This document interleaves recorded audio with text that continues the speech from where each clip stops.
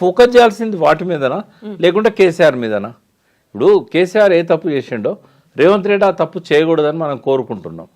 కేసీఆర్ ఏం తప్పు చేసిండు? కాంగ్రెస్ను ఖతం చేస్తా అన్నాడు. కాంగ్రెస్ను ఖతం చేస్తా అని కేసీఆర్ అంటే నేను కేసీఆర్ను ఖతం చేస్తా అని రేవంత్ రెడ్డి అంటున్నాడు. అంటే ఆయన నుంచి నువ్వేం నేర్చుకున్నావు? కేసీఆర్ కాంగ్రెస్ను ఖతం చేయగలిగిండా? ఖతం అయితాయా?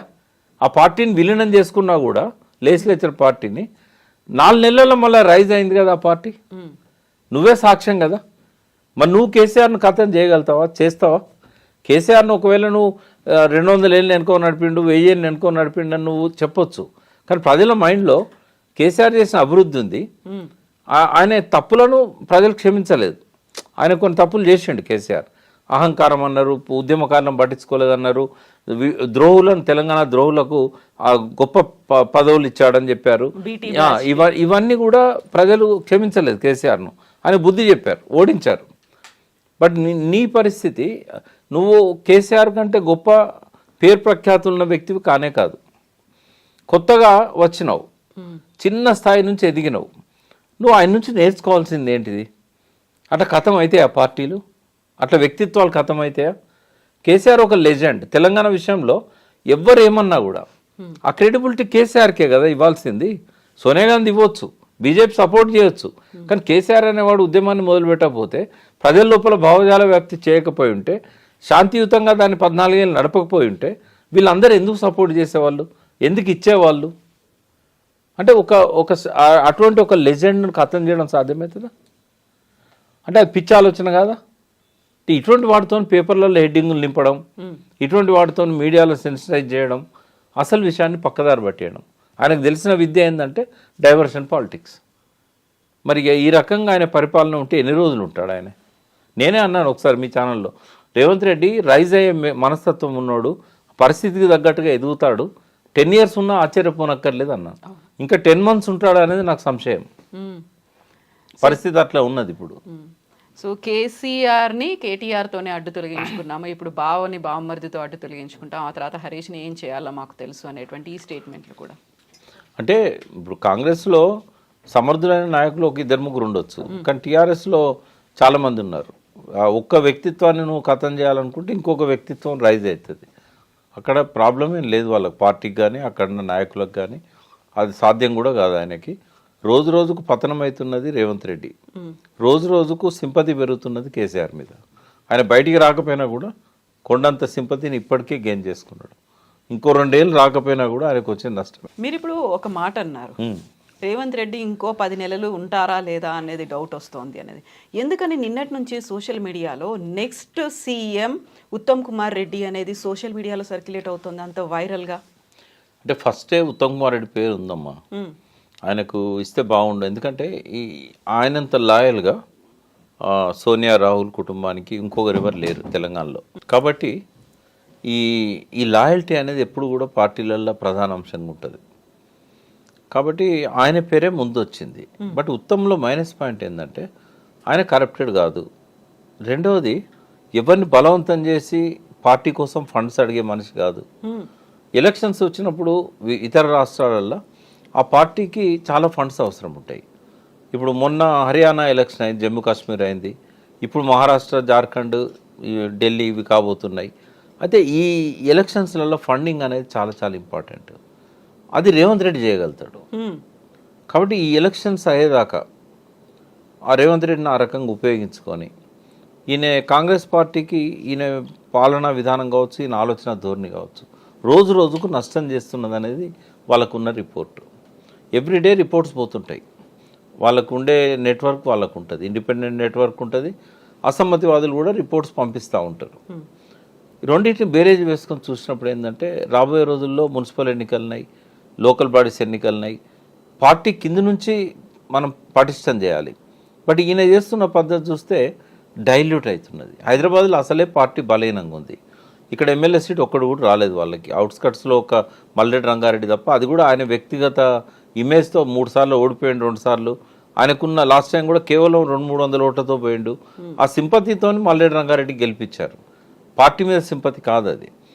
కాంగ్రెస్ పార్టీ నామరూపాలు లేకుండా పోయింది సిటీలో. కార్పొరేటర్స్ కూడా ఎక్కువ 1 or 2 తప్ప గెలవలేని పరిస్థితి, ఒక్కడే గెలిచినట్టున్నాడు. అయితే ఇట్లాంటి సిచ్యువేషన్ అప్పుడు ఆ గెలిచిన అతను కూడా మళ్ళీ బీఆర్ఎస్లోకి వచ్చాడు. సో నెక్స్ట్ ఎలక్షన్స్లలో ఆ పార్టీని బలోపేతం చేయాలంటే ఎక్స్ట్రా ఎఫర్ట్స్ పెట్టాలి. పోనీ పార్టీ ఎక్కువ మంది కూడా ఎమ్మెల్యేలు అందులో కలిసిన వాళ్ళు కాదు. ఇప్పుడు ఎక్కువ మంది బీఆర్ఎస్ ఎమ్మెల్యేలు గెలిచిన వాళ్ళంతా బీఆర్ఎస్లోనే ఉన్నారు. ఒక ప్రకాష్ గౌడ్, గాంధీ ఇట్లాంటి ఒక 2-3 పోయి ఉండొచ్చు, కానీ ఎక్కువ మంది ఇక్కడ ఉన్న వాళ్ళందరూ కూడా బీఆర్ఎస్తోనే ఉన్నారు.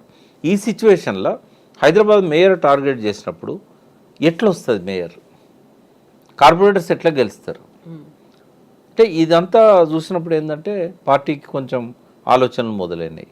రెండవది రూరల్లో కూడా పర్ఫార్మెన్స్ బాగాలేదు. ఎందుకంటే పథకాలు ఇవ్వలేకపోవడం. ఇప్పుడు రైతులను ఎక్కువ ఉన్నది రూరల్లో రైతులే. 62 లక్షల కుటుంబాలు అంటే ఏంది?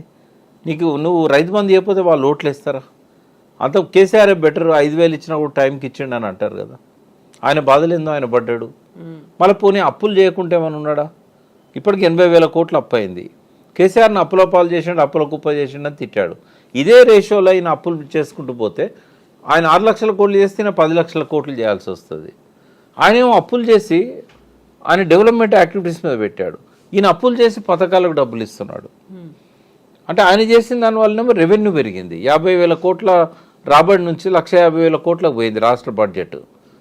ఈయన చేసిన దానివల్ల రెవెన్యూ తగ్గింది. ఈ వడ్డీలకు వాటికే ఈ పథకాలకే సరిపోతూ ఉన్నాయి. అంటే ఒక అనుభవం లేదు, ఒక విధానం లేదు, ఒక థింక్ ట్యాంక్ లేదు, ఉన్నదో లేదో మనకు తెలియదు. బట్ ఎవరైతే ఏం అడ్వైజ్ ఇస్తున్నట్టు కనబడతలేదు. పోనీ అధిష్టానం ఏమన్నా ఆయన ఒప్పించేమన్నా మంచి నిర్ణయాలు తీసుకుంటామా? వాళ్ళ అనుభవజ్ఞులు. ఇప్పుడు సెంటర్లో ఉన్న కాంగ్రెస్ పార్టీ అనేది 100 ఏళ్ళ పైన చరిత్ర ఉన్నది. అలా చాలామంది జయరాం రమేష్ లాంటి వాళ్ళు, ఇట్లాంటి మేధావులు చాలామంది ఉన్నారు. మరి వాళ్ళన్నా గైడ్ చేయాలి ఈయనను. ఇంకోటి ఇండిపెండెంట్ సీఎం కానే కాదు. ఏ డిసిషన్ తీసుకోవాలన్నా కూడా ఇప్పటివరకు కనీసం కార్పొరేషన్ చైర్మన్లను పెట్టే ఈ అధికారం లేదు ఈయనకు. ఇప్పుడు 10 నెలలు అయినా కూడా క్యాబినెట్ ఎక్స్పాన్షన్ చేయలేదు. అసలే మంత్రివర్గంలో తక్కువ మంది ఉంటారు తెలంగాణలో. ఉన్నదే మొత్తం సీఎంతో కలిపి 18 మంది. అందులో 6 వేకెన్సీలు పెట్టాడు. అంటే దాని అర్థం ఏంటంటే is not an independent CM. He cannot take his own decisions. మరి ఇట్లా ఉన్నప్పుడు ఎట్లా ప్రజలకు నమ్మకం వస్తుంది? పార్టీ ఎట్లా బలోపేతం అవుతుంది? మరో పక్కన 2-3 వర్గాలు కొట్టొచ్చినట్టు కనబడుతున్నాయి ఆ పార్టీలో. వాళ్ళు ఎప్పుడు ఎటు జంప్ అవుతారో తెలియదు. ఈయనకు ఉన్న మెజార్టీ ఎంత? 5 సీట్లు. ఏది ఏమైనా జరగవచ్చు కదా. ఇప్పుడు సరికొత్తగా సోషల్ మీడియాలో సర్క్యులేట్ అవుతోంది, మీడియాలో కూడా వస్తున్నటువంటి వార్త, కాంగ్రెస్కి చెందినటువంటి 5 ఎమ్మెల్యేలు కేసీఆర్తో టచ్లోకి వెళ్ళారు. బట్ కేసీఆరే అంత ఇంట్రెస్ట్ చూపించలేదు వాళ్ళని చేర్చుకోవడానికి. మరి కాస్త వెయిట్ చేసి చూద్దాము, మనమే మన పార్టీని, కార్యకర్తల్ని పెంచుకుందాము, విస్తృతపరచుకుందాము అని. జరగవచ్చు, ఏదైనా జరగవచ్చు. ఎందుకంటే 5-10 మంది ఎమ్మెల్యేలను కొనుగోలు చేయడం అనేది వాళ్ళకి పెద్ద కష్టం అని నేను అనుకోవట్లేదు. అంటే కేసీఆర్తో టచ్లో ఉన్న వాళ్ళు జనరల్గా ఫైనాన్షియల్గా ఇబ్బందుల్లో ఉండి మాకు కొన్ని డబ్బులు ఇస్తే మేము వస్తాము, గెలిచినాక మీ అధికారంలోకి వచ్చినాక మీరు మాకు మంత్రి పదవులు ఇవ్వండి. 2 ఉంటాయి. ఒకటి మంత్రి పదవుల కోసం ఆశపడే వాళ్ళు ఉంటారు, రెండోది అప్పులు చెల్లించడం కోసం. మొన్నటి ఎక్స్పెన్సివ్ ఎలక్షన్, చాలామంది దాదాపు ఇప్పుడున్న ప్రతి ఎమ్మెల్యేకి అప్పులు ఉన్నాయి. ఎవరు వాళ్ళ సొంతంగా ఉన్న ఆస్తులను అమ్మి పెట్టిన వాళ్ళు కూడా ఉన్నారు. బట్ అప్పులు మాత్రం ప్రతి ఎమ్మెల్యేకి ఉన్నాయి. ఓడిపోయిన అతనికి ఉన్నాయి, గెలిచిన అతనికి ఉన్నాయి. ఇక్కడ కాంగ్రెస్లో ఇప్పుడు మా అంటే ఇంకొక 6 మంత్రి పదవులు ఇస్తారు. ఈ టర్మ్ అంతా కూడా ఎవరికైతే మాకు మంత్రి పదవి రాదనుకుంటారో జంప్ చేస్తే మాకు మంత్రి పదవి వస్తుందని ఒక ఆశ ఉంటుంది. వాళ్ళు కూడా అట్లా చెప్పొచ్చు. ఇప్పుడు బీఆర్ఎస్ ఉన్న ఎమ్మెల్యేలు కాకుండా ఇంకొక 5-6 కొనడం అనేది, డబ్బులు ఇవ్వడం అనేది వాళ్ళకి పెద్ద కష్టమని నేను అనుకోవట్లేదు. ఏదో పద్ధతిలో వాళ్ళను లాక్కుంటారు. బట్ ఇక్కడ అధికారంలోకి రావాలంటే కాంగ్రెస్ వర్టికల్గా స్ప్లిట్ కావాలి. కాంగ్రెస్ను స్ప్లిట్ చేయకుండా బీఆర్ఎస్ కానీ, బీజేపీ కానీ, లేదా కాంగ్రెస్లో ఉన్న ఒక ఏదైతే గ్రూప్ ఉంటుందో ఈ వీళ్ళందరినీ కలుపుకోకుండా అధికారంలోకి రాలేదు. ఇప్పుడు కాంగ్రెస్లో ఎవరైనా కూప్ చేయాలన్నా కూడా కేసీఆర్ సపోర్ట్ అవసరం. ఇది చేయగలిగే సత్తా బీజేపీకి ఉంది. బీజేపీ కనుక పొంగులేటిని ఇప్పుడు ఎట్లయితే కంట్రోల్లో పెట్టుకున్నారో, రేపు ఆయన ద్వారా 10 మంది ఎమ్మెల్యేలను బీఆర్ఎస్తో మాట్లాడి బీఆర్ఎస్లో ఉన్న 28-29 మంది ఎమ్మెల్యేలను మజ్లిస్ను సైలెంట్గా ఉంచే అవకాశం, శక్తి కూడా అమిత్ షాకు ఉంది. వాళ్ళు ఆబ్సెంట్ అవుతారు.